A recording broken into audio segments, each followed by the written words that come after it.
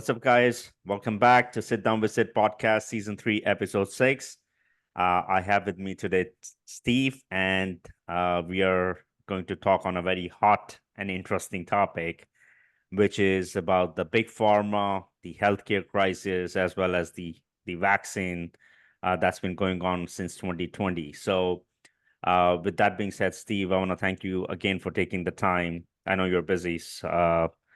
To come on this podcast and entertain our audience as well. Thank you for having me.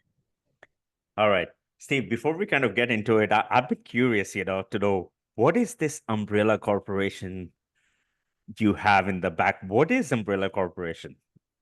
Oh, back in the early 90s, early to mid 90s, a video game came out, Resident Evil, where corporation was Umbrella Corp.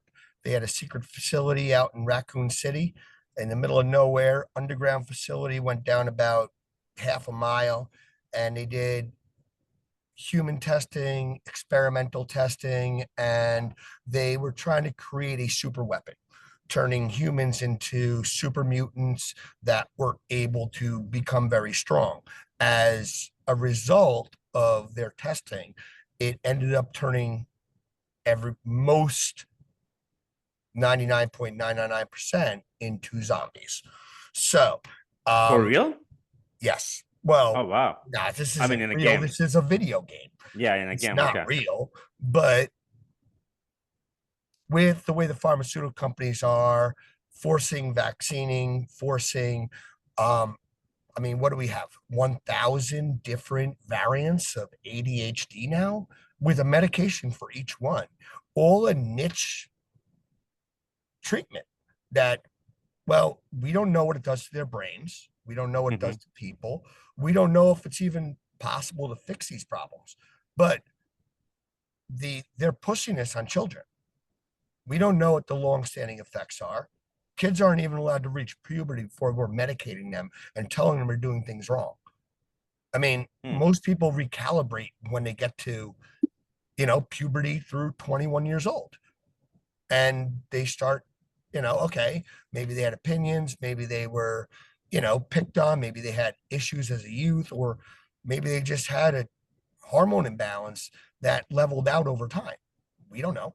But right now, the pharmaceutical companies are forcing medications to fix this at very young ages when we don't know if is that working? Is that helpful?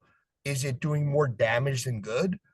Um, I I'm going to be very candid right now.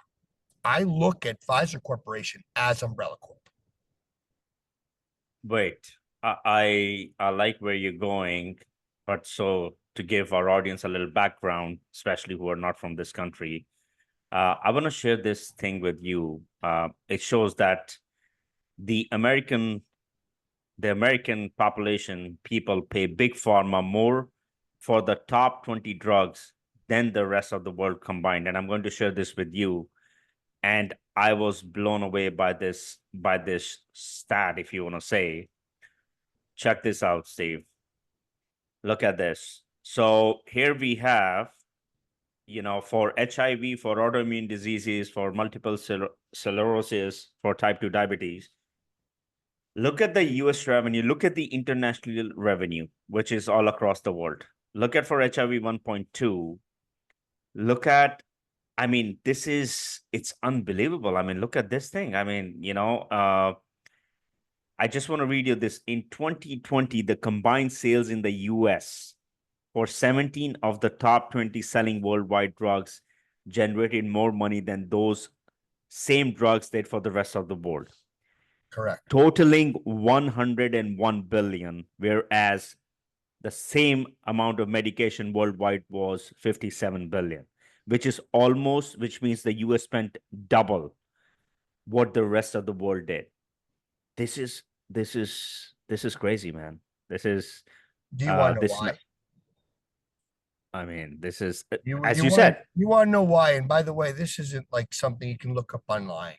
Not something you're going to find. It's just my observations over the decades that have gone on, things I've seen, videos I've watched, and just watching what people are going through.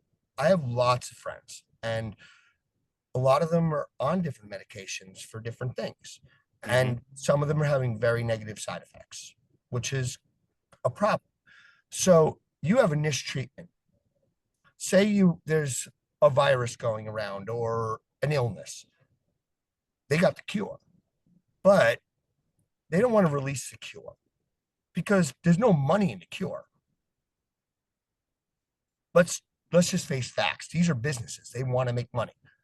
So yeah, but they'll buy a smaller, aren't these businesses that are established in a country to not provide? necessarily, they may be a small business that has a vax or something that helps it.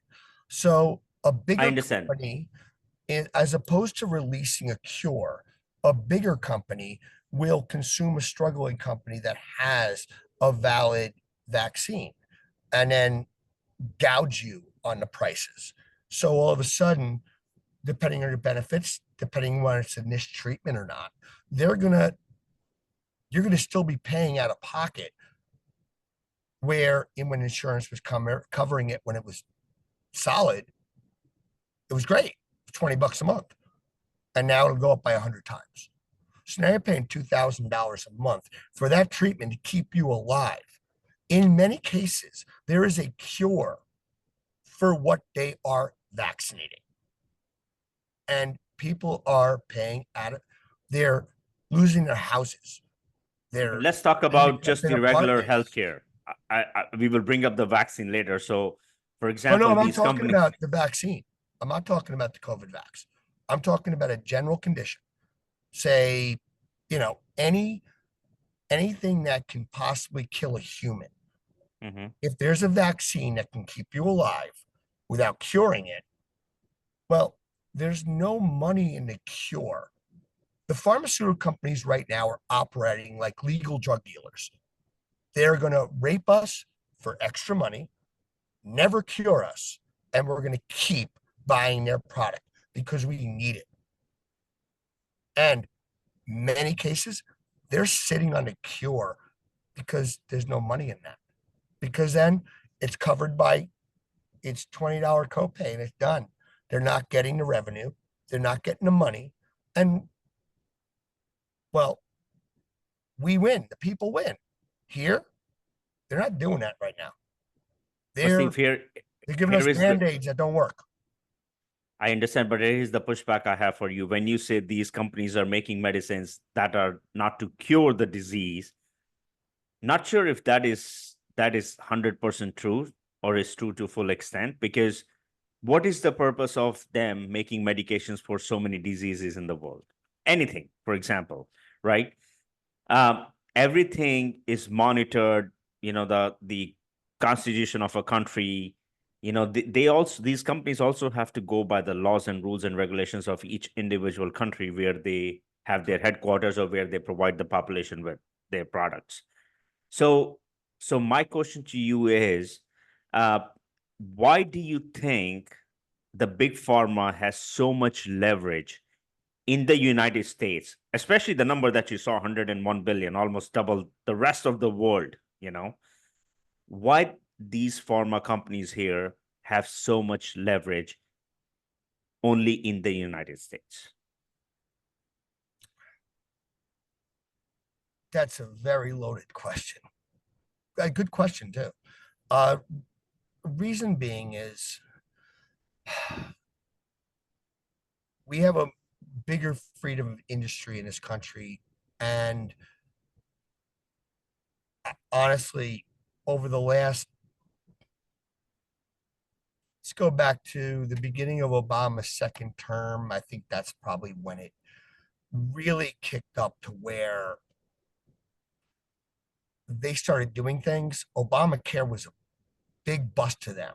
They didn't like it. That's why there was so much pushback. Sad part is the red party was the one pushing back on it. And when COVID hit, the red party was the one that said, hey, what are we wearing freaking masks for? Like, we don't want to do this. The red party almost was like, yeah, we're going to be fine. Mm-hmm. Hey, turns out they weren't wrong. Could they have been wrong? Possibly. I don't know. I mean, in that situation, it faded out.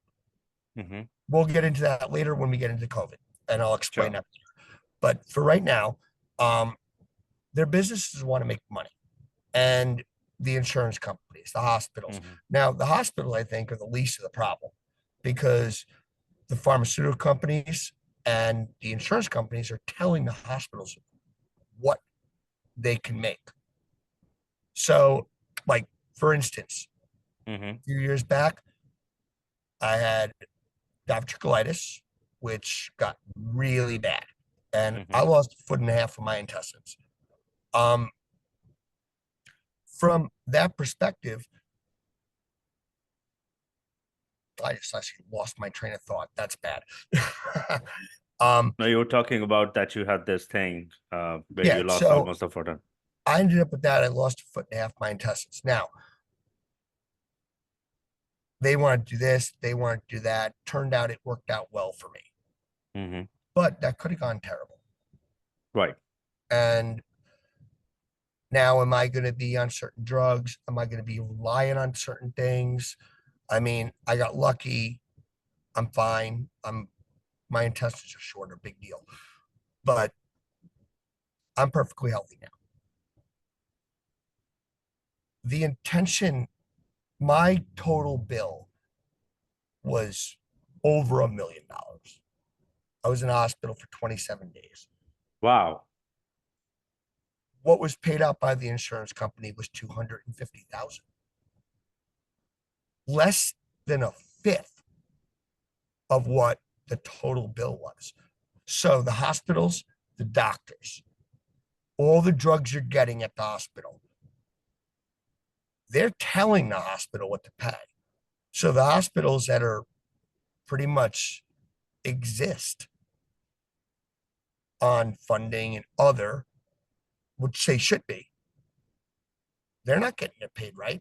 The doctors aren't getting paid right. That doctor, that premium doctor I got here in America, because we have the best doctors in the world, didn't get paid his full $400,000 for doing that surgery and saving my life.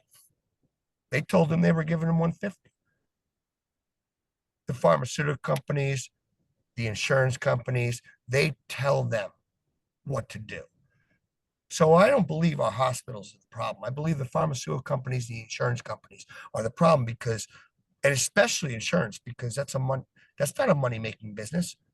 If Well, I pay if I pay $12,000 for insurance this year, do I get it back if I don't use it? Nope. I don't. They pocket that. How are they making money? Pharmaceutical companies, they have a niche treatment. They spent millions in research to develop that product. So they get their money and then they tell the doctors which drugs to use. And then when they use them, we get raped on the other end because our insurance doesn't cover it because it's new, or we got to pay premium dollars. So even though my $20 copay don't pay it, so now it's $1,600. When I left the hospital, they gave me 5 pills. It was an antibiotic, specialized, wasn't covered. Cost me $800 well, Steve, just for a 5 pill prescription. That's insane. I know, but it's very interesting the spin that you have on this thing. I never looked at this. I knew that there is price gouging. I know a lot of people in the health profession, including some of the old clients I had. You always bill over to the insurance company because they know the insurance company is only going to pay either half or 35% or 40%. Can I pause But that real quick and say, so basically, we lie or the doctors lie to get more money out of a system that is that's everywhere. flawed. That's everywhere. It's not here. I think that I'm is the not way disagreeing with you. you know, but for you to say, it's very interesting for you to say that the pharmaceutical companies give these hospitals and doctors the structure on how to bill or on the financial front. is something I never thought about. You know, it's a very twisting spin to the whole topic. I got a different spin on that. My father, and I know for a fact that he got sick off his illness was caused as a byproduct of the COVID vaccine. And I lost my father a year ago. And this was tragic. I was on the phone with my mother in tears. He went in the hospital on their 50th anniversary. 50 years they were married, Wow. 76 years old. And he ends up in the hospital for 4 months, followed by a month and a half of rehab. He's 100% right now. God bless. But the doctor kept telling him, you can't get that operation. We have this radioactive curate infusion Right. that was doing more damage, and he was still dying. And they were pushing that because these doctors now get behind certain products, and they're the forefront of that product because Yeah. the pharmaceutical companies don't have representatives in that ER. They don't have Right. doctors on the field helping people, but they're going to tell doctors, hey, you want to push this, you're going to get kickback. So now is that doctor working for my dad's life, or is he working for a bigger paycheck so he can take a round trip cruise around the world or whatever he's doing, or get a bigger house for his family? He's not looking out for my dad's best interests, which as a doctor, when you get your You think life so? for a doctor, you do no harm. So not helping someone when you can, is that not doing harm to that person, to their family, watching them sit there, possibly not going to make it? My dad was in great shape for his age, and God bless he made it, but he might not have, even in the shape he was in. And someone that didn't take good care of themselves wouldn't have. So how's that family feeling when they're burying somebody and some doctor made money off the product they were giving you because they wanted to make an extra buck instead of save your life, which is their fucking job? Steve, I want to show you this thing since we were talking about these pharma companies. I also want to share this with our people here. The first thing I want to share is I'm going to highlight two things here, okay? Okay. Now, number one, if you look at it, only two countries, US and New Zealand, are the only two countries that allow drug manufacturers to market prescription drugs directly to the public. Look at this line, man. The FDA, which is the Food and Drug Administration, does not allow prescription drug advertisements prior to airing, leaving accuracy and compliance in the hand of drug manufacturer, right? The reason I brought this up was because, we were talking about the amount of money these companies made. Look at this thing. Deceptive Ads back in 2008, when Obama came in power, deceptive ads were created to mislead Americans into thinking the plan would impede on drug research and what medicines American can have access to. And look at this, since 2008, the pharmaceutical industry has spent $2.7 billion on lobbying in Washington, contributing 44% to Republicans and 56% to Democrats. So what does this tell you, man? I mean, it's I 2 got a plus 2 question. is... Could you have that stat in 2021 after COVID hit? I'd love to see that,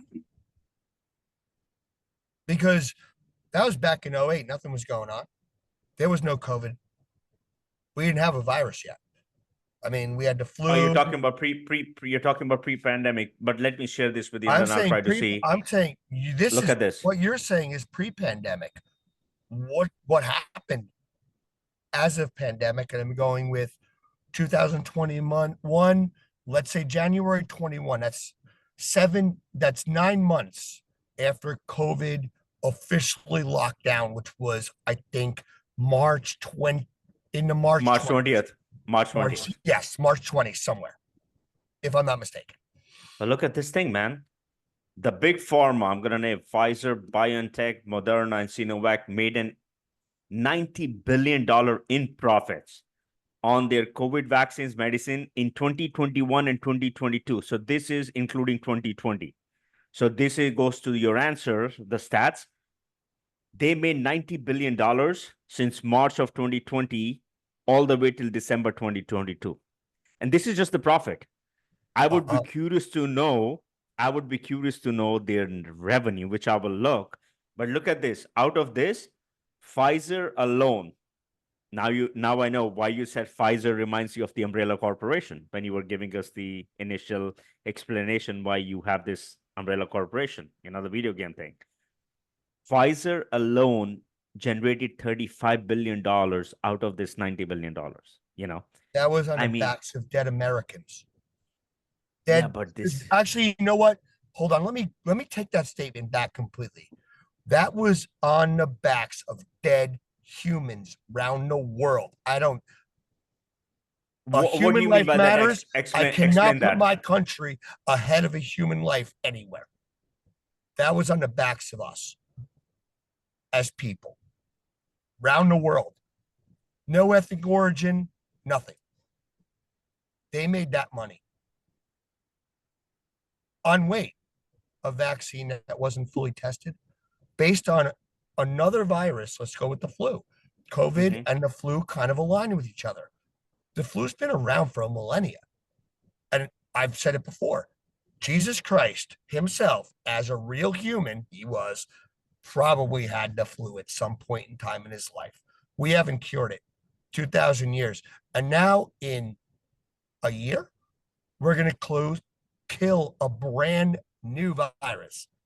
We're going to cure it in a year. Look at this thing. Look at this thing, Steve.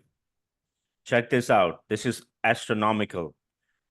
The ad spending on prescription drugs in 1996 was all 0.55 billion. In 2020, it went to 6.58. Prescription drugs, total spending, 1996, 121 billion, 2020. That's almost 300% increment just in the total spending in a span of 2 decades. 2.5. This is... do you have that span in 5 years? Because that's 2 decades. We can expect a huge growth. Let's look at cell phones starting. The first smartphone, full screen smartphone, I think came out in 2010-ish. Maybe 9. Give or take, yeah. I mean, hey, we might have had prototypes back in 05, but the first official release to the public was approximately 2010. Now, we have cell phones more powerful than computers 10 years later. So 2 decades is a monstrous amount of time in evolution of electronics, drugs, and other. So 2 decades, let's go 5 years. How far have we advanced in 5 years? And what's that profit margin since 2019 going to 24 as opposed to 2004 going to 2024? Very interesting. I mean, it does not give you the breakdown of the spending in terms of that's ridiculous over 2 decades, but I guarantee probably 80% of that happened in the last 5 years. I would say probably yes, since 2020, most of it. Yeah, give or take. Give or take. So you're using 15 years before COVID, which may not even be relevant for the growth. I mean, they may have only grown like 4 or 5% in those 15 years, but when COVID hit, they took over. And now they're lobbying the government. Companies that never did it before. They started lobbying in 2008. They started in 2008. So the spending, so I would say in the last a decade and a half, most of the majority of the spending. But why does not regulatory authorities such as FDA review a direct consumer to company B2C prescription drugs advertisement? It's very risky. It's very dangerous, actually. It is. And if you watch, let's say you're a Prime member and you watch Amazon TV shows, other, you watch the freebie. You get Right. you can watch it for free, but there's advertisements, kind of like regular TV used to be. But when we all used to have cable, Right. and I don't have cable anymore because it's kind of waste of money to see nothing. I don't watch the news. I don't watch sports. To me, cable's irrelevant, and I can get all the shows I want to watch on the other networks. But at this time, you go to Amazon with the advertisements, half the advertisements are pharmaceutical companies. Oh yeah. It wasn't like that Uh, 15 years ago. There wasn't drugs everywhere. Like every other advertisement, digestive issues, diabetes. And by the way, this is wonderful. I mean, I want people to be helped by medications that can really help them. But mhm. are they pushing a cure, or are they just padding their pocket? Like, again, with COVID, with the vaccine coming out, like, how did you manage to Mhm. release a vaccine for a virus similar, literally almost identical to another virus, just more dangerous right now? Because right now, COVID is not dangerous. 5 years ago, when it came out, it was nasty. I was scared, Well, well, the and I see, cannot, I can't argue that it was nasty. see, yeah, but since you brought the COVID up, I mean, come on, dude. Listen, you said you were scared. We were forced to take vaccine because of our jobs. They said if you don't take vaccine, you get fired. I mean, it's like you have become a slave of this I government agree 100%. Here's the thing. At and nothing you can first, do. at first, when it first came out, you saw the stats coming. Now, Yeah. I'm going to go on a tangent right now, and this is not 100% truth. It's from watching it, from doing my own research. I Hmm. believe this was a tailor-made attack. I believe it was designed, and I believe it attacked a specific DNA strand, being that a virus will alter your DNA. So just getting COVID will alter your DNA. The vaccine itself, any vaccine for a virus will do the same. So now I'm back in 2020. People are dying. Hmm. If this is a DNA stranded attack, if you're susceptible, unfortunately, see you later. Bye. I don't care. I know people that were in the best health of their life in their 20s and passed. I also know people that were in the best health of their life in their 20s, survived, and 5 years later, they still can't breathe right. They can't hold their breath longer. They still have lung issues. They're going to have lifetime effects.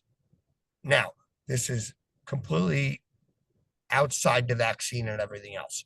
So all the deaths came in quick. If you look at the numbers, we were at a 42% death rate 3 months into COVID. It looked nasty. But then after Well, come on. Do you believe the fake another eight manipulated another eight numbers? months, that number went down to 2%. Because if you were susceptible, because it was a targeted virus, you were screwed. Unfortunately, if you weren't susceptible, 99% of the population, it wasn't going to kill them. Now, if you look at the stats in the start and people dropping dead, bodies piling up everywhere, God, we were all scared. And by the way, if you're telling me otherwise, you're fucking lying to yourself. Hold Because on. I have a pushback for you. Hey, I have a pushback for you. go ahead. What you thought is exactly what we thought as well. But guess what? I found out that every patient that is declared dead by a hospital related to COVID gets a $10,000 big fat $10,000 check from the federal government as a part of the COVID funding. So I had relatives, I had people, friends, relatives of friends who died of cardiac arrest, and the hospital wrote they died of COVID. Guess why? They had to get the $10,000 check from the federal government, you know? So the numbers that you're saying, 42% mortality rate, it's not true. Oh, no, 380 no. No, I said at the beginning, in the but that's first not true. couple months, It's not the sustainable. more no, I said it dropped. It dropped to 2% after a year. How many deaths were And in, in and America? the official death rate is still in America. It's at like 1.3% total fallout. So I know it at first because the deaths came in quick. You got it, you died. If you were susceptible, you died. Mhm. But over time, because it took how long to incubate, how long to get through it, we're not talking 2 days, 3 days, we're talking weeks, a month. So in the first 3 months, it was devastating. But then the people getting it healed, they live. 10%. And 10% then is the over a mortality rate. year, that death rate that came in initially reduced because it wasn't There you it go. There you wasn't go. sustainable. The virus wasn't doing that damage. Then it turned into the Omicron after the vaccine came in, mutated it, But in my Steve, opinion, look and at then that. everyone got it, even vaccinated. I'm Almost at 112 75. million, 112 million cases, out of which 1.2 million deaths. What's the mortality rate? 10%, right? Give or Yeah, take. Uh, overall population sorry, less one around one percent, 1%. 1%. So guess what? As I said, That's still this, nasty, by the way. And God bless everyone that passed. but how many of them were from true COVID? That is the thing that I'm trying to tell you. Now, since you brought up COVID, my question to you is, here is the topic that's going to be the title of this podcast too. COVID-19, truth or fake, something like that. A truth or conspiracy. We can't use the word conspiracy because we get flagged. Our channel gets flagged, our video gets flagged. Apparently, we get notifications that our I don't content is have a botted. tinfoil hat on today. you know, but we'll Probably go into should too. COVID in the end. I want to talk about that, and we're going to cover it. If it's if it's a conspiracy, vaccines, consequences, effects, moving forward, this mpox nonsense that they came up with, another scam that they're trying to, because the election season is What coming. the whole 2 dozen cases? Huh? The whole 2 dozen cases? Yeah, listen. Okay. I mean, Now, seriously, we got almost 9 billion people in the world and they're talking about 2 dozen cases of something. yeah. Yeah, it may be deadly, but again, God bless the people that are susceptible, but we can't stop the world for a dozen people. And I'm not saying every life doesn't matter. They all do. Every that could be my dad, that could be my brother, that could be me. And I respect that. But at the same time, you can't halt the world. You can't force vaccines on the world for what a small, insignificant amount of cases worldwide total. Right. I totally agree with you in this. And as I said, I want to kind of get into this in detail once we go into the COVID topic. I'm going to talk about the healthcare crisis that's happening, and we brought it up, the cost of prescription drugs and so forth. But I want to share this with our audience so they know this is what we're talking about. The biggest challenges, Americans' challenges with the healthcare cost. About half of the adult population says it's very difficult, it's unaffordable to have healthcare in America. Um, 1 in 4 said that their household had problems paying. Uh, of course, the cost of healthcare can lead some to put off some much needed care. You know, the main thing, as we said, the cost of prescription drugs prevents some people from filing prescriptions. Those who are covered with health insurance are not immune to the burden of healthcare costs, just as you said in yourself, in your case. And once again, healthcare debt is one of the major burdens for a large share of Americans. So my thing is point number two, cost of prescription drugs and burden of healthcare costs. It goes back to the same thing. It's a circle. Pharmaceutical companies, healthcare, government. Pharmaceutical companies, healthcare, government. Do you agree or disagree? I agree. Because you know what? I went without health care for about 5 years when I was younger, Mm-hmm. before I graduated college, and I got a real jobby job. Actually, I'm an accountant. Before that, I waited tables, I bartended, and I was covered through my parents when I was in college before I went Mm-hmm. back to college. But $1,000 a month for the coverage I got. I mean, again, I was 20, 21 years old. Right. I'm young, I'm healthy. I wasn't a smoker back then. So, you know, hey, I'm gonna roll the dice and say, I'm gonna be fine. I'm young. Right. But at the end of the day, what if something happens? What if I get sick and end up in the hospital? Now I'm looking at that over $1 million bill. I had a max $5,000 payout through my insurance company. Yeah. So I paid that off over the next couple of years. Big deal. Back then, I'm looking at $1 million bill. How am That's I unbelievable, man. That number. how am I affording that? Because I didn't have health care. And now also I didn't have the money to pay $1,000 a month for healthcare. And I was, I'm 47. Mm-hmm. That's when I was 2021. I can only imagine that number now if you're paying out of pocket because it was $1,000 to $1,200 a month in 95, Oh 90, my gosh. 97, 96, 90, 96, 97. It was $1,000 a month, $1,200 a month back then. So what are we paying out of pocket now? Obama had a great deal with Obamacare. I love, I voted Bernie Sanders up until the last election when he was completely gone. Yeah. For the last election, he was still a candidate.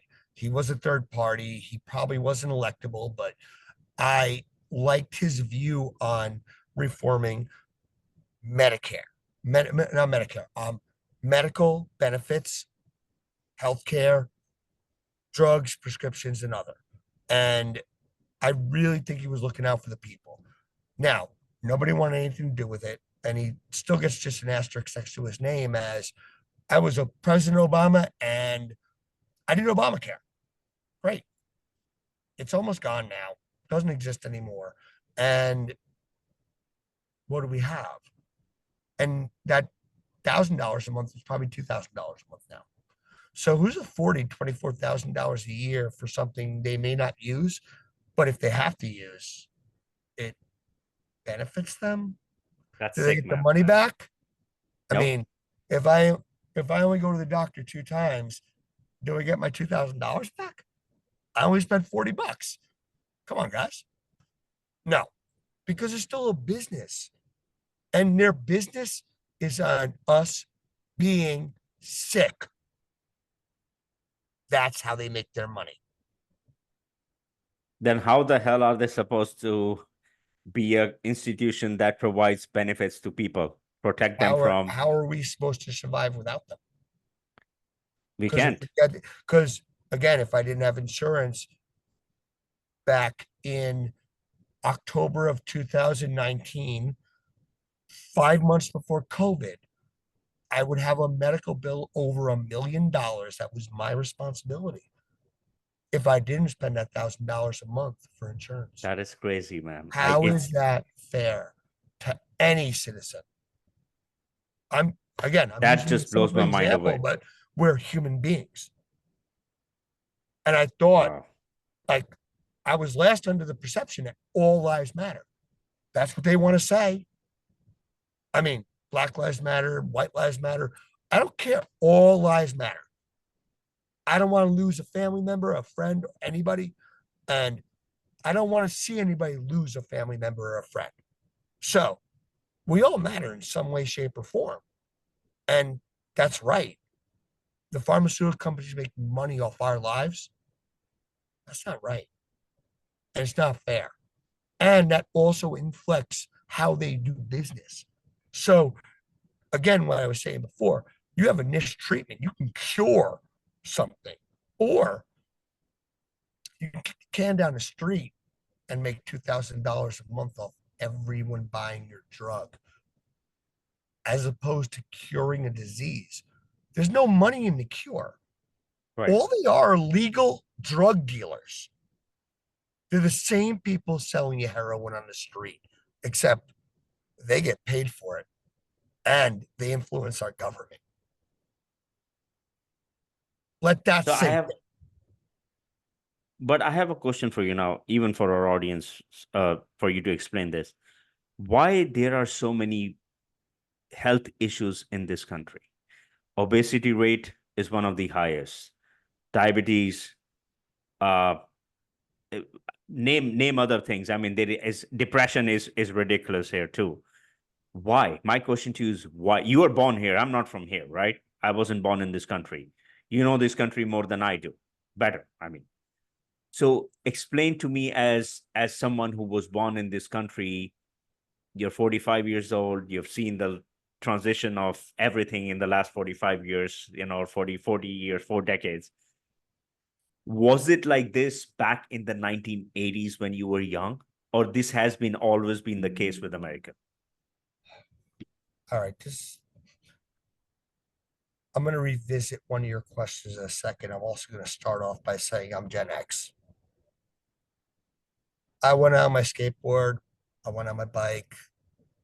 I had a dirt bike when I was 14 years old, hitting jumps that I built in the woods with my friends. We came home with poison ivy.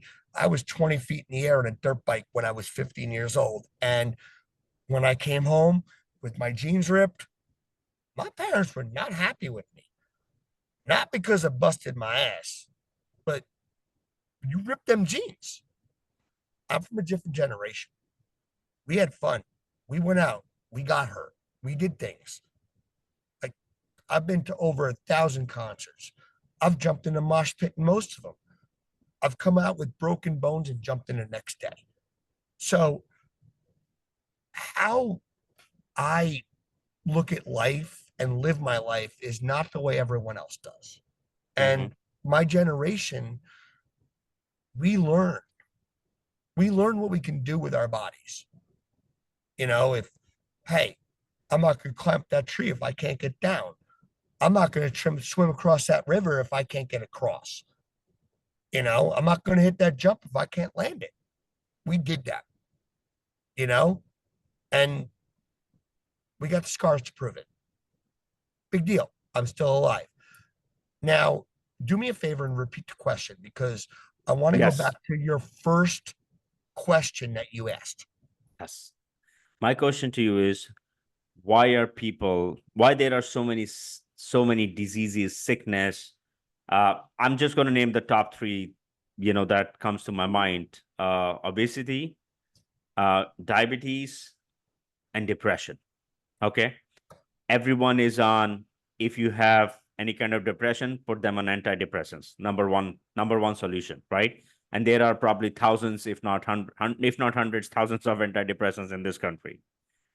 Obesity, related to, as I said, the food quality, the kind of food, the fast food culture in America, uh, which was not the case when I came to this country. In our country, there was no such thing as, I remember there was a KFC that opened in 2002, and we would go there once a week or once every 2 weeks, and we would love that because that was the first fast food chain that ever came to our country, to my state. Also, the Colonel's recipe is fucking awesome. Yeah. Let's just all agree on that, okay? So my question to you is, number one, first question is, why do you think there is so much influx of uh, obesity, diabetes, depression, and other major health issues in this country? Uh, why do you think is that? And number two, to kind of hone into this also, growing up, over the last 4 decades, was it like this back in the 1980s when you were a young kid? Or did you see a tectonic shift, say 2005 onwards in this industry and in the rise in these diabetes, depression, and everything else? This is gonna sting a little. So back in the 80s when I was a kid, myself, my brother, oh God, Saturday night, my family, we always went out to eat. Usually to places my parents wanted to eat. Very nice places. Food was amazing. And we enjoyed it. But dude, I'm fucking 8 years old. I want McDonald's. Can we go to McDonald's? I want the 20-piece chicken nuggets and the large fries and the biggest soda you have. That's what I want. I'm 8 years old. It's going to be awesome. True story. I can't argue this. You can ask my dad. That's exactly what I said. I begged for McDonald's when he said Burger King. I got mad. I'm like, I don't want Burger King. I want McNuggets. Hmm. And that's what happened. But now they wouldn't do that every week because my parents fed me right. They fed me healthy. My mom was a cook off the boat Italian, moved here when she was 2. I am the son of an immigrant. Henceforth, I support immigration because I am the son of an immigrant in a country founded upon immigrants. Except for the Native Americans. Well, we'll go into that another day. Either way, this is kind of a different topic for the reason that we're going into obesity, which is in this country, I feel it's more, we're in a diminishing timeline. I'm going to digress here a little because I'm going to go back to the 40s, 50s, 60s, Sure. after World War II, when the baby boomers really started to take over and had babies, and the world started to change. America developed. We became much bigger and much stronger. And the issue I have here is back then, a healthy diet, the cost of foods, the abundance of fast food compared to real food, Yeah. and the amount of parents home. Hmm. Hmm. Usually there was 60% of families, 80% of families in the 60s had a single working parent and a home parent.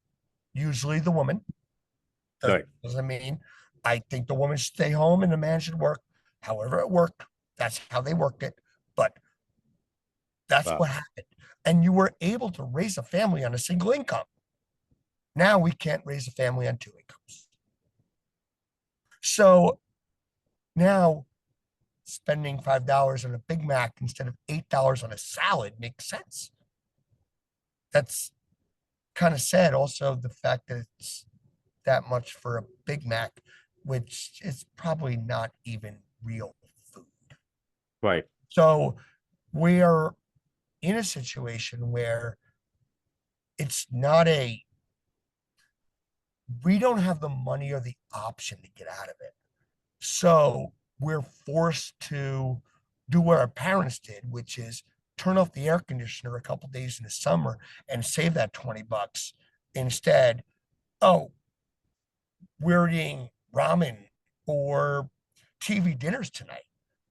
And the food markets, well, they used to have a section of the freezer aisle that was a quarter of an aisle with frozen foods, and now it's 4 aisles of frozen pre-cooked garbage that we're going to eat and no nutritional value whatsoever, That's just which garbage, dude. also helps the pharmaceutical companies because they got drugs to fix that.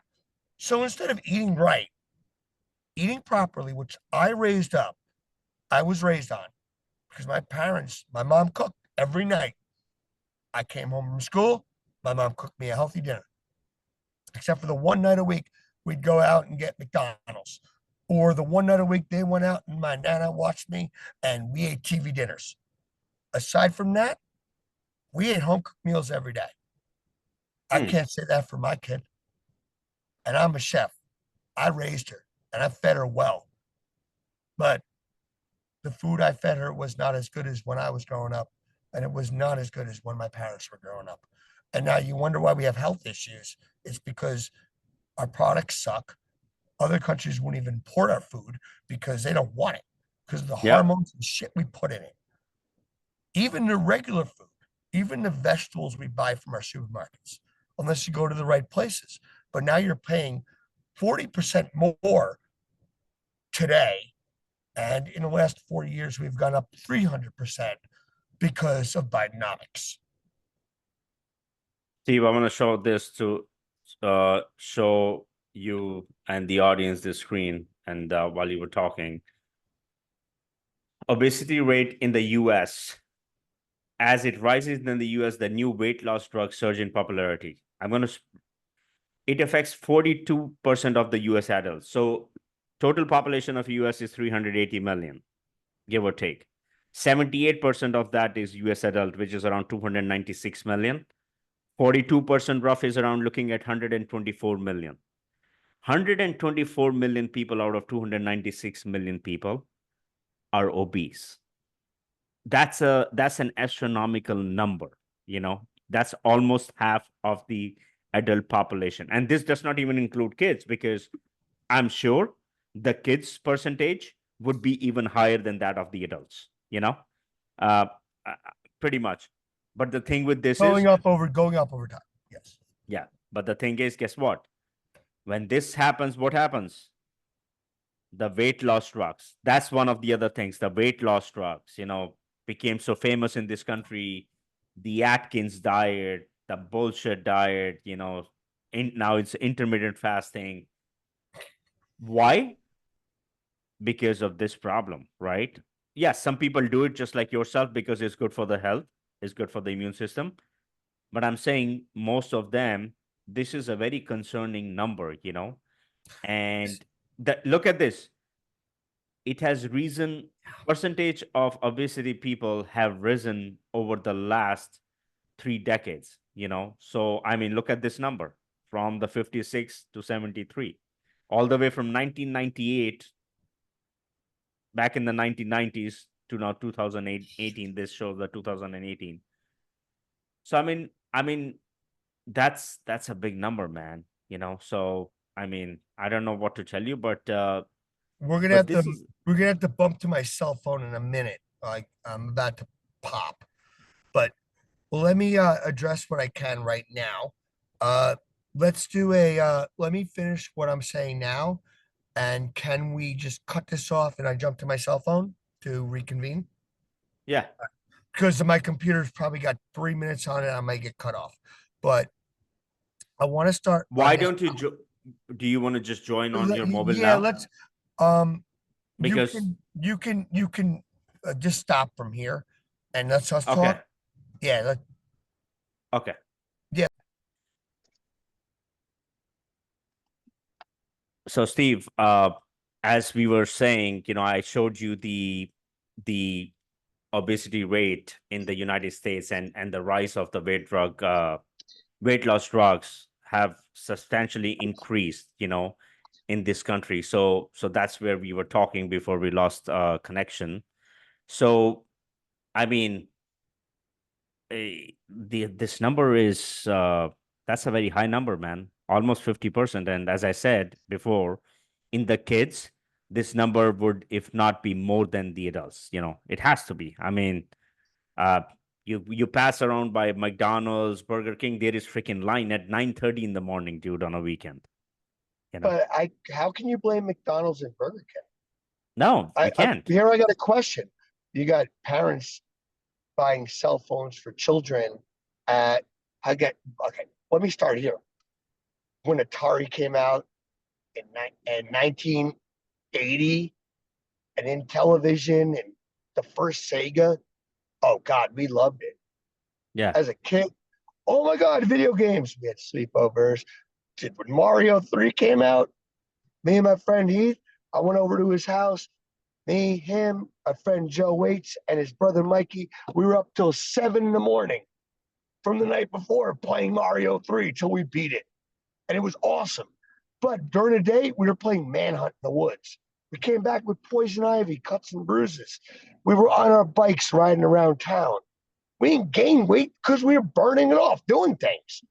Now, what are kids doing? They're glued to their fucking screen, kind of like we are right now. They're going to be, how many people watching this podcast instead of doing real stuff in real life? Like going out, like as a kid, I rode my bike till I couldn't do it anymore. I came home exhausted. I ate a big dinner. I did sports. It was great. When I'm right now, I'm 170 pounds. Biggest I ever was, I was also lifting at the time. And I was strong. I was almost a 400-pound bencher. I was 215. I looked in the mirror one day and I had a belly.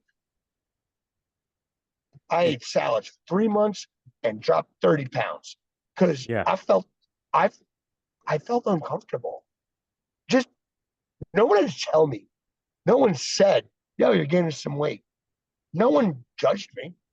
Yeah. I looked at it and said, damn, I'm not comfortable, and B, this isn't healthy. Nowadays, people aren't even looking at that. They're looking at their screen and they're brainwashed by all the things going on. And they're stuck to that screen. They're not going out and just, I used to get on my bike at noon on a weekend and drive to my friend Pat's house, then drive to my friend Jeff's house if Pat wasn't there. And then me and Jeff, we going in the woods, we build some jumps and riding our bikes around. Or we're whatever, building something weird in the backyard. Or we're going swimming somewhere in the summer. Kids they're in a room together now, 10 of them, and they're all on their own independent cell phones, doing their own social media stuff on Instagram, Snapchat, TikTok's a plague. I got a list. I keep going. I mean, if you just want to see girls twerking, go on TikTok, man. It's awesome, dude. You just do yourself a brain. Put your brain in the blender, and you're done. Because that's what you're doing. You're not growing. You're not getting smarter, and you're just watching stupidity. And half the time, you're watching people do things, and you're claiming it as fact. You know what I claim as fact? You hit a jump, end up 20 feet in the air. If you don't land it, you're getting hurt. And when I was a kid, if I ripped my jeans, my parents were not happy with Steve.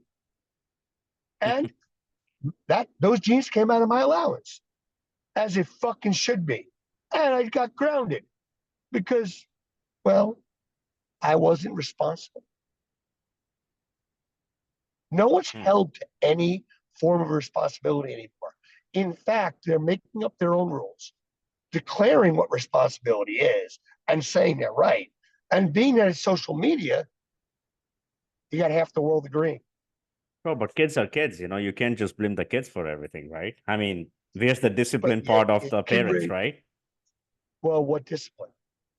How they discipline their kids nowadays? And wait, if you put your hands on your kid nowadays, I'm talking one whack on the butt, overpants, not hurting them. Oh, you got diapers at your house next day saying, did you hit your child? No. No. I'll get my daughter on a podcast right now. I'd never hurt my kid. Yeah, she got spanked once or twice. And my daddy spanked me. And I learned from it. You know what I learned? Don't do it again. I never got abused. My parents are amazing, great people. No disrespect. If I got punished, I will say right now, I deserved it. So I have a question to you. You have a daughter, right? And I didn't learn anything if I didn't get punished. So, Steve, I have a question. So the way you were raised by your parents, did you raise your daughter also the same way? Or you had to change with time and adapt to the times when your daughter was growing, which was different when you were growing? Considering that since 5 years old, I got custody of my daughter because mom DUI'd with all three kids in her car. Mm-hmm. Two kids from two different fathers, all 2 years apart. Mine is a middle child. Mm-hmm. Uh, I had DYFS involved in my life from the start. I raised my kid accordingly, but I didn't have the leeway my parents had. Which is sad, but at the same time, again, I might have put a whack on my kid's ass twice in my entire life, Right. but it was one whack. She wasn't hurt. She wasn't abused. She was well taken care of, well fed, well dressed, went to school. And right now, kids, she's an amazing kid. And I'm so proud of her. She's doing very well. She's got a job. She's making great money. She's Mm-hmm. happy. She does her own thing. She has her own friends. And you know what? I can dedicate a lot of that to my ex. My ex Mm-hmm. Valerie was a mother figure to her. I dated someone a lot younger than me by like 16 years. And that was only about 7 years older than her. So she's been a mother figure and still is. And Mm-hmm. I have a great relationship with my daughter now. A lot of help to that. But I was kind of on a restricted timetable. I couldn't just be a parent because I still had to deal with outside influence. But were The you fact strict with her? is, That's my question. Were you strict with her in the same way in many parents were cases, strict? strict, yes, but not in a physical way, which sometimes can be worse. And over time, I learned and I made mistakes. But as a single father working two jobs, you know, mom was out of the picture. And it's been 5 years since she's spoken to her daughter, 6 years. Wow. Hmm. So, I mean, different situation. I think we're way off topic here, buddy. No, we got to go back. We were talking about, Yeah, this is as like I a said. lot. It's a lot off topic, and I will tangent like a beast. No, I understand. But the thing was, I brought it up, like, how it was back in the days. Back in the day, it was My question to easier. you is, hold on. Was the drugs so much pushed on people or forced on people back in the 90s, early 2000s? Or that is something you saw after 2008 and so forth? That's my main question. There were no drugs. If there was a poster child to be drugged with something, Mm-hmm. I am in. You've met me, you've hung out with me. I'm generally a lunatic. Uh, if my parents ever watch this, hi, you've met me. So Right. I know this. If there's a poster child for getting drugged, I'm in. Never once. Now, Okay. oh, they had a bunch of options for Bree. None of them were Hmm. taken. The only one that was taken was as a result of her size. Bree is only 4'9". So, due to a poor upbringing on her mother's Mm-hmm. end, she was not nourished properly. Mm-hmm. So, was on the low end of the spectrum. Honestly, doesn't mean shit because I'm only 5'7" and her mom's only 5 foot. So being short isn't a big deal. So we, you know, gave her a little extra calcium and stuff like that for bone growth, but it wasn't drugs, mental drugs, anything like that. It was vitamins, minerals, stuff like that that will help the body get bigger. Right. Maybe to get her to, and again, she might have ended up at 4'7" if we didn't do that. You know, but does height matter? Realistically, you're short, you're tall. I mean, trust me. Do you want to be that 7 foot tall guy that's got to duck through doorways every time? I don't. I want to be I mean, able to that sit in my car. I like short. It's fine.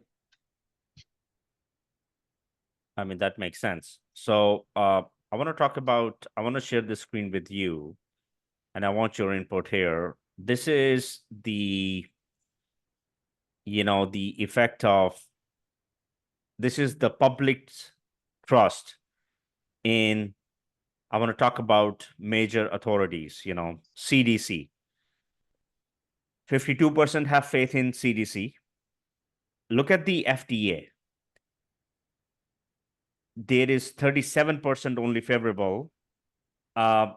Department of Human and Health Services and the FDA is where people don't have a lot of faith in these authorities, right? I mean, yes, FDA is supposed to regulate things, what they put in the food. But I mean, we read they don't even review the advertisements. They don't even monitor anything. Can you say what FDA and CDC stand for out loud, please? Yes, CDC is for Centers for Disease Control and Prevention, which was one of the major authorities when COVID hit in 2020. FDA is Food and Drug Administration, which monitors to make sure the food is compliant with the rules and regulations as per the FDA policy. But on the other side, the FDA don't give a shit about prescription drugs. We just saw initially in the program that they don't even review the kind of advertisement that these pharma companies are pushing on customers. B2C marketing. It's direct level B2C advertisement and marketing for prescription drugs in this country, besides along with New Zealand. Well, we are in a free enterprise country, and if this is going to be painful for me to say, actually, because as long as you are marketing a drug and you're giving the proper side effects in Yes. the advertisement, there's little I can do to disagree, because you're being candid and you're being honest, and they do. Yes. Here's the problem. People themselves, if there's an advertisement, are thinking, oh, wow, this is a possible cure. Yes. Yet one of the side effects is usually death. Do me a favor. Look up, watch Amazon. Watch the first 5 pharmaceutical ads that come up. I guarantee 4 out of 5 will say death is one of the potential side effects. They do say it out loud, so if you die, they said it. But that is crazy, bro. Should death, not incapacitated in a hospital bed, death. This is Is crazy, that a valid dude. side effect? That should not even, if that's a side effect, don't even fucking advertise your drug. But people look at it and go, oh, that's the 1 in 10,000. Well, what if you're that 1 in 10,000? It's not a big number. Out of 100,000, that's 10 people. Out of 1 million, it's 100. And by the way, it's just an estimate. They don't know. Could be 2, 3, 4, 10, based on their study. What if they put the right people in their study? It could be 50. Wow. We don't know. They're never going to tell you because they're trying to sell their drug. They're advertisers. Any promoting agency is going to promote what they need to promote. They're not going to tell you the full side effects because they want to sell something. So they're going to diminish the really bad thoughts and increment the good thoughts. Make you feel better about taking it. Sounds like a Ponzi scheme. You know how those work. How'd that go? But then why there is no... So my question is why the government has not taken any actions against these authorities, these pharma companies, besides the lobbying part, which we understand, money talks, bullshit walks. There's a saying in America. Sorry. So, and I agree. And I think the government should. Here's the problem. If you're being candid about the results and you're using the word death in a possible outcome, what the company do wrong? The fact that someone is stupid enough to buy it where death is an outcome falls on the consumer. But if shouldn't that be regulated more? Maybe like, That's yeah, the we part watch I'm the trying to bring up. advertisement. Yeah, like, Yes. yeah, aren't, I mean, I'm giving common sense too much weight right now Yeah. because as a consumer, I'm going to go straight up. That's going to be my answer. But Hmm. out of 100 people, 30 are going to buy it. And you know what? Yeah. One is going to die. And then there's a problem. But why was this allowed to be advertised? Whether it was fully tested or not, if the potential outcome is death, I don't care what it is, Yeah.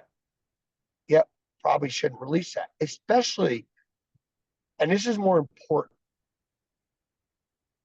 obesity. First of all, why are you obese? We can Right. blame America. We can blame advertising. We can blame McDonald's. Let's blame McDonald's. It's easy. Blame Ronald McDonald, stupid clown. Right. Great. Kids love McDonald's. I did. It's awesome. It's amazing. It tastes so good. So bad. It's literal poison. But Hmm. hey, every once in a while, if I eat McDonald's once every 6 months, I'm not going to die. If I eat McDonald's every day, I'll be dead in 3 weeks or 3 months. So will most people. It's not good for you, but they're going to advertise it because they want to make money. That's fair. This is the land of opportunity. We're allowed to make money, but the companies now are making money on the backs of us and not in a good way. Not in a that guy's going to go out and dig that field and get those crops in there. Yeah. That farmer is going to make us good crops. They're not making us on the backs there. They're going to say, we're going to eat their crap, raise health issues. And by the way, you don't think the pharmaceutical companies are in bed with McDonald's? You don't think they fund the shit they put in their food? If you don't see that, you're lying to yourself. Because guess what? Wendy's, Burger King, McDonald's, White Castle, Checkers. Oh, I got a list that goes on. KFC. It's all bad for you.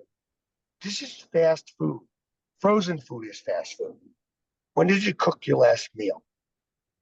I mean, honestly, cooking up a 10-cent packet of ramen noodles is Hmm. better for you than anything on McDonald's menu. It's healthier. Most people Hmm. wouldn't even consider it food. It's still healthier than anything on McDonald's menu. So don't tell me you didn't have choices. You could have cooked for yourself. In fact, I'm a chef, not the point. The fact that parents don't teach their kids how to cook. My kid sends me messages of her meals, sends me pictures of her meals. She just went down to Maryland or Virginia for a week with her friends. She sent me a picture of almost every meal she made for them, and it looked Wow. awesome.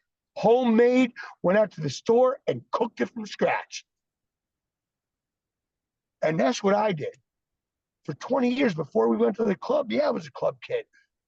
I had over 20, 30 people at my house every Friday and Saturday. I cooked for them. We used to go to Applebee's or fucking Fridays, some shit restaurant, spend $800.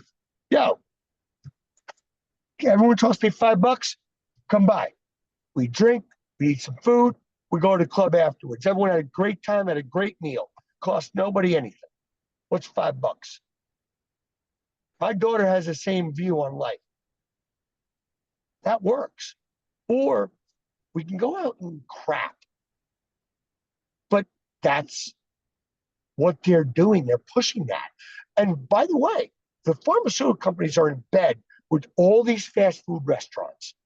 Everybody. Because if That's you how get they, sick, if you yeah. get sick, they're sitting there like, I don't know if you remember The Simpsons and Burns, where, yes, bring them all to me. That's what they do. I'm not making it up. Just go. Use common sense. It's obvious. And if you're not seeing it, don't pretend you're a solution of the problem. Don't quote the news. Don't quote facts you don't know about. What I'm saying isn't fact, but come on. Anyone can do research on what I said and see, holy shit, he's got a point. I'm not lying to you and I don't want to. I want everyone to do better. I want everyone to be better, be healthier. We live in a society that wants you to be unhealthy. They want you to be unhealthy because there's no money in health. There's money in disease. Where do you think COVID came from in the first place? China. Vaccine? I want to talk about the last topic, COVID-19 vaccine. First of all, vaccine can take up to a decade, 10 years on an average for a real vaccine. Under the Operation Warp Speed, a vaccine was made in 7 or 9 months, if I don't remember the correct time frame, something like that, and was administered to the population, adults. Started with the adults, then transitioned into the children, then transitioned into the small kids, So they went in those stages. Are you vaxxed or no? What do you think? No. Say you're not vaxxed. I am vaxxed. Hold on, let me finish. I would take, go ahead. I am vaxxed because where I worked, they said if you do not have this vaccination, you cannot work here. And it's like they're holding you by the throat, and it's like they want to suffocate you, but they also want to be nice to you. They want to suffocate you with love, right? So no option, got the vaccine done. And I wasn't going to get it, but my uncle, he's like, let's get it. And I'm like, okay, let's do it. I wasn't going to get it. I got it with him, no problem. I did not get the booster though. Everyone, got boosters. I did not get any boosters, and I would not touch that shit, right? It's been 4 years now. I don't know what the hell they put in our body, right? I mean, and I'm like, nothing we could do, dude. We became slave of the governments, the establishment, and said, you know what? Listen, if you can't work, you can survive. So if you gotta survive, you gotta work. As simple as that, right? Money doesn't grow on trees. You gotta work for it, right? You gotta hustle, work for it. And we were in a position we had no other choice but to take it. Do I regret it? 1,000,000%. Has it done anything to me? I don't know. I don't know. Maybe I would know. But what a baloney, dude. How they fooled 8 billion population is mind-boggling, man. How they got us so well. What do you think about this? Like, I'm like really furious, and it makes me more angry when I talk about this because I don't know, man. What do you have to say to this before I go on the rant? I'm angry I still have to have this conversation because I said it before. Jesus Christ probably had the flu. 2,000 years later, we have the flu shot. I got it once in my life. Guess what I got? The flu. Wait, wasn't it supposed to stop it? Wait, that didn't work. Did we lose sound? No, you're right here. I'm listening to you. Oh, you can hear me fine. Okay, cool. All right, no, perfect. I know I heard something in the background. My bad. The first time I get the flu shot, I get the flu. All right, why am I doing this? I'm in hospital for 27 days. Get this one. You'll love this. 14 times I had to say, get that fucking shit away from me. I am not taking that bullshit shot. And they still asked again. 13 more times. Wow. after I said it every fucking time. Doesn't that mean no? Sounds a lot like pro-choice. Hey, woman's right to choose. End of story. Now, come on. You're in the third trimester, that baby could get taken out of you and live. No, man, not like that. But you want to take the morning after pill, or you're pregnant 2 weeks. Okay, that baby cannot live outside the womb. I get it. Fine. We're off topic. Anyway, back on topic. Right. I don't know what this does. Also, you're claiming when COVID vaccine came out, you're claiming to cure something that something similar hasn't been cured yet. And you're going to imprint an imaginary structure on it, imaginary DNA on it, and use that as a basis. Wait, we're like 3 months in, unless how to get released in the first place? Was it an attack? Who started the attack? And who's behind it? Yeah. I mean, I'm not wearing my tinfoil hat today, so I'm just going to go with that statement as you have fun with that. And if you don't like it, do the math.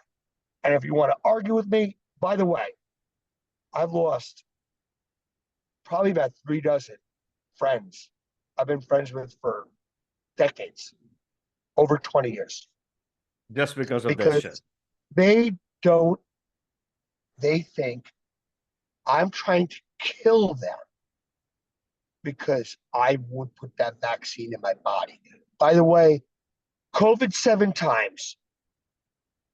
7 times till this day. So you do believe COVID is real? You do believe COVID is real? Oh, it's absolutely real. Okay. No, there's no. I'm not saying this is a made-up conspiracy. COVID really happened. Come on, guys. So you are saying COVID is true, not a conspiracy, but the vaccine is baloney. That is not even something to deny. COVID happened. 100%. You just don't agree with the vaccine part. That's it. Why? Prove it works. Last I checked, everyone that got vaccinated in COVID got it. Right here. Every single person I've known that got the vax got it. Last I checked, you get the smallpox vaccine. Has anyone with the smallpox vaccine gotten smallpox? Never. Let me think for a second. No. No one has. I got that when I was 12 years old. Yes, sir. Never had it. 30 years later, never. Not a symptom. And guess what? I actually thought that if you take COVID vaccine, the COVID would not happen again. But I was mistaken and stupid because I didn't think before getting it. Because I said, let's do it. I didn't think about it. Now, when I think about it, I probably got COVID 3 or 4 times after that. And I'm like, why the hell did I take that vaccine? And then I realized they said that it prevents the effect and the antibodies that you have, they fight. So it prevents the effects of COVID-19. It does not prevent the COVID-19 itself. But as you said, a vaccine, just you said, pox, a vaccine is supposed to make sure that thing does not occur again. But that's the, listen, if you cannot rush science, time, you got to let time do its own thing with science, right? Science is something you can't rush. You created something. Agreed. You created something. They did. They said they were doing it. They said they were doing it in a year. They rushed it. They told the public it was valid. Why? Why? Because Bill always says, our buddy Bill's. To make you feel safer, we're going to give you an imaginary Band-Aid to cover your injuries. We don't know if it works. We don't know the ramifications. And now I'm going to hold on. I'm going to pause a tangent for a second. Actually, no, this is a good time for it. What if this was a DNA targeted virus? So I get the COVID. I get the COVID by itself. I know for a fact I've had it 7 times. Or no, nothing. Right. Asymptomatic 6. Fever Right. for an afternoon, the other. I'm still alive and breathing, so obviously I'm still here. I don't know what the side effects of that virus were. Any virus, it's not like a bacteria. It will alter your DNA. Even having COVID will alter your DNA. Now, the vaccine is going to do the same thing. It's a DNA imprint. We don't know what it's doing. We don't know how it's altering our DNA, but we know one thing. Everyone that's got that vaccine is now standardized. So if out of 9 billion people, 2.5 got the vaccine. By the way, everybody, if you're listening to this, I don't know if I'm right, but maybe do the math on this one because you're going to love it. Your DNA is all standardized. So if this was a DNA standardized, targeted virus that hit 1 to 2% of the population, next time it's hitting 25%. That death toll just went from 500 million to 2.5 billion. And you all bought into it. You all believe a corporation trying to make money. Get it? They didn't make it off that. But what did Pfizer make as a result? Over government contracts and other, as a result of releasing that vaccine early. Now they own the market. And now the world is their bitch. Hold on. You said that this is a DNA standardized virus. Some of the examples of DNA standardized viruses are herpes, smallpox, hepatitis B, adenoviruses, and warts, to name some. Don't forget, well, HPV covers a lot of that blanket. HIV also does. Explain one thing to our audience and me too. When you say it's a standardized, when it's a DNA standardized virus, does it mean it is created to alter with your original DNA, if I understand you correctly? A virus itself will alter your DNA. If you get HPV, it changes your DNA. There is no cure for it. As of now, there is a vax that is very strongly effective against HPV. My daughter has it. That it covers HPV, human papillomatosis virus, also herpes falls in that category, genital warts, and a lot of other things. HIV falls in that category. Wow. HIV alters your DNA. But now, when was the last person that died of HIV? Steve, I'm sorry to pause you, but what you said just blew my mind. And look at this. The SARS-CoV-2 virus can alter genome structure of our cells. Just what you just said. Holy shit. Yes, sir. Any virus can do that naturally. But now, I'm not talking about the virus itself, because getting COVID won't do it, because COVID will mutate as it goes. So even if you were the first case versus the 100th case versus 1,000th case. Wow. The first case versus the 100th case versus 1,000th case will be different. And each one will alter you different because it passes through other humans and other things first. First, it's got to be incubated. So it was probably incubated in something else first in order to create it. Probably pigs. Anyone out there listening that knows what I'm talking about knows what I'm talking about. Then it can be tested on humans. Then it's live. Now it can do damage. But getting COVID, you don't know what version you got. So it's going to alter your everyone's DNA in a certain way. Forcing a vaccine gives everybody the same thing. So now that vaccine itself standardizes your DNA in a certain way. It may be minuscule, but now that target that it was this big before hitting 1% gets much bigger, and everyone vaxxed, if they target that strand, imagine, the first wave did of COVID, how many people died? Real quick. Just multiply that by 10, 20, 30, 100, or more. If this was a first wave, the second wave is going to be way more nasty. And they have a bigger target the second time because that vax standardized everybody. And they know what's in each vaccine, so they can target each one individually. Pfizer, Moderna, or Johnson & Johnson. So then what happened to the strands that were coming out? All of a sudden, the strands have disappeared. I'm just wondering how the Omicron got everyone sick after the vax was supposed to work. Everyone got the Omicron. Everyone vaxxed got the Omicron.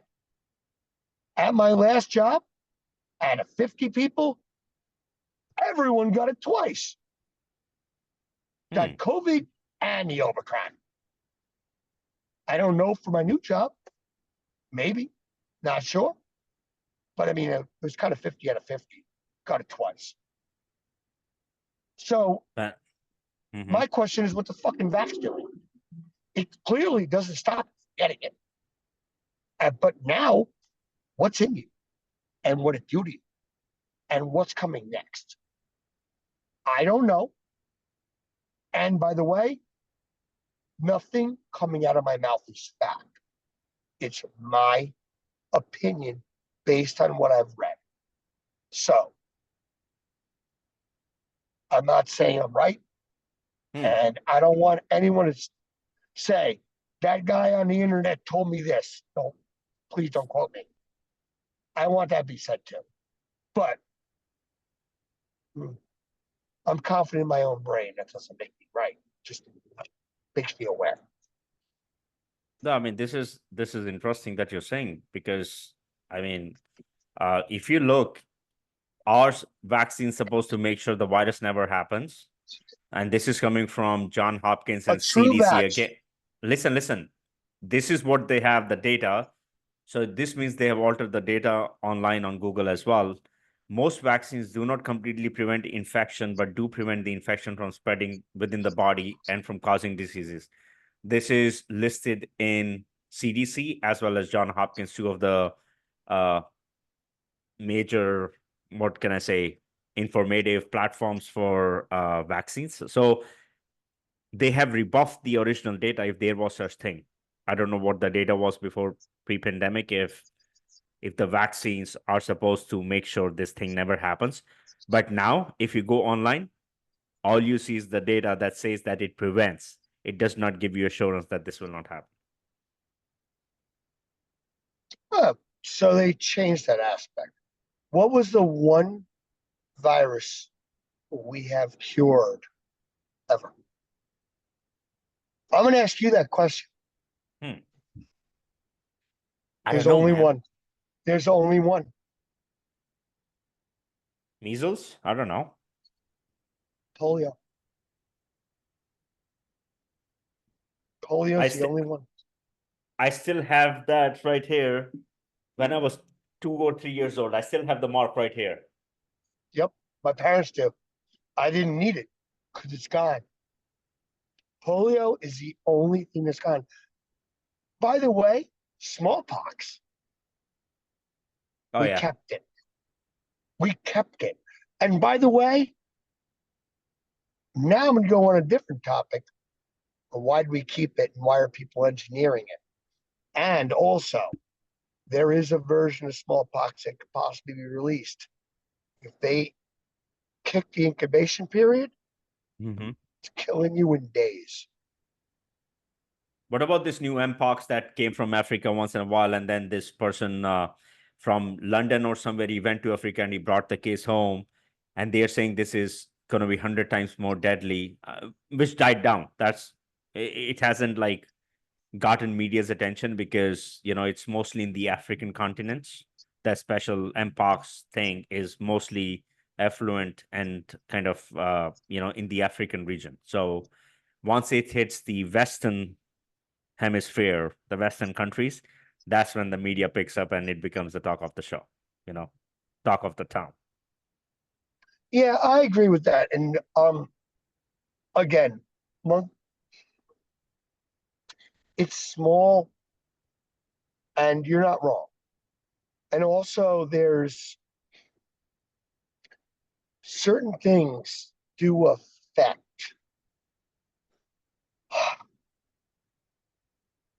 I don't. This isn't. This shouldn't come across as racist, but I'm going to use sickle cell as a. It's usually something that's prevalent in blacks. Sickle cell. You know, that's not something that's prevalent in other denominations. So this may be something that is, to a certain culture, to a certain race, could be more devastating than others. In, again, Spanish or white could be immune. I don't know. And I haven't seen enough cases to really call it dangerous yet. And it's been 2 years since it first raised its face. So all of a sudden it's a problem, but I haven't seen any problems. Not saying it isn't, and not saying it's something we should watch out for, but how many cases have we got in America right now? Give me that number. How many cases in America have killed people? How many cases around the world outside of Africa have killed people? Has it spread that far? I mean, we already know it was here 2 years ago because that's when it first came out. Ish. I have two more things before we wrap this up. One of the things that I want to ask you is, Kaushal, do you think there will be another wave of COVID-19 in the near future? Not in the long term, near future.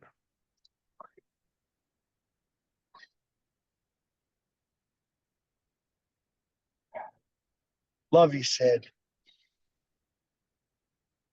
Part of me wants to put a black bag over my head right now because Oh man. I'm No, gonna be I'm asking you I'm asking you a genuine I'm gonna question. get I probably should be black bagged for this statement. Next wave is coming. We don't know when. And it's gonna be 1,000 times more devastating than the first wave. It's gonna be engineered, it's gonna be attacked. Mhm. And the wrong people are gonna make a lot of money. And it's coming within the next 2 years. I don't know where it's coming from. I have no fucking clue. I just know it's But happening. it's happening. I'm just And saying what it's gonna happen. It's gonna happen. I'm gonna put my tinfoil hat when I say it. It's gonna happen. I don't know where, who, what, or how. I know this has been in the plans for over 30 years. I honestly think 9/11 was to kick us in a different direction and think about something else as opposed to what else could hurt us. Because remember, 9/11 only killed 3,500 people. This killed how many? You got a total? 1.2 Give me your million? numbers. Put your 1.2 million. Just in US. I'm not talking about globally, just in US. No global, no global. I want the global number.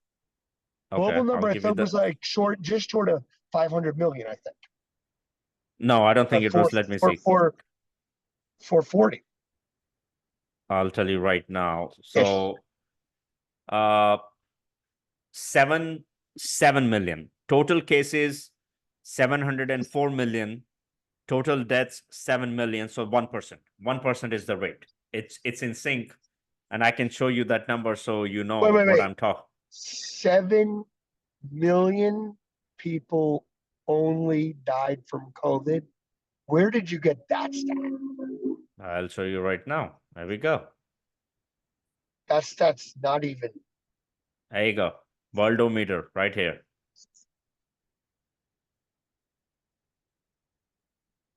Worldwide graph. Total cases 704 million, deaths 7 million, recovery 675. So 1%. Again, the mortality rate is 1%. I thought it was a little higher than that. You're looking at stats now. I mean, we're looking at stats right here. What is the? Look at the peak of it. You're looking at Worldometer. Is that the only? Is there anything else giving different stats? Because Man, who do you that trust? seems a little bit. Yeah, right. That's the problem. And by the way, Worldometer is actually pretty solid. There we so go. I agree There we with the go. stats, but There we go. This is KFF, which is another data. I guess that's. It seems low by about 25%, but okay. I mean, you can see. Look at this. 50% lower. 1% mortality rate. France was big. I mean, these are the countries. China. Listen, this is very almost 100 million cases in China. We're getting into details now. It's fine. No. Please do it. Okay, it came from China. 100 million cases and death is only 122,000, which is 0.1%. How the hell is that possible? China doesn't count because their numbers don't make sense. How did where it started end up with the least death toll over the rest of the world? Unless they engineered themselves and vaccinated themselves beforehand. Welcome to. We can do the math on that. I don't believe that happened, by the way. But the only way their numbers I think their numbers are falsified. Because the only way their numbers make sense is that China started it and did it. And I don't think they did it. I don't believe they had any benefit to doing it. And I know their numbers. Oh, no. Now you're going completely on a baloney topic. Now altogether you are saying that this was not originated in the Wuhan lab and China is not behind it. Come on, dude. Listen, they may be, but if they were, they had the vaccine first. Was that number? Then who was behind it? I don't know. That I do not know. And I honestly think our government definitely involved. No matter what, our government was involved. 100%. Yeah, because whether it was China or Germany, those are the two hot spots. I don't think it was China. I also don't. I'm pretty sure Germany was involved a little, but no, man. I don't think I don't think that was the thing either. What does Germany have to do? I mean, what does Germany have to gain? What does Germany have to do? Germany is the financial country. Huh? Nothing. They have nothing to gain.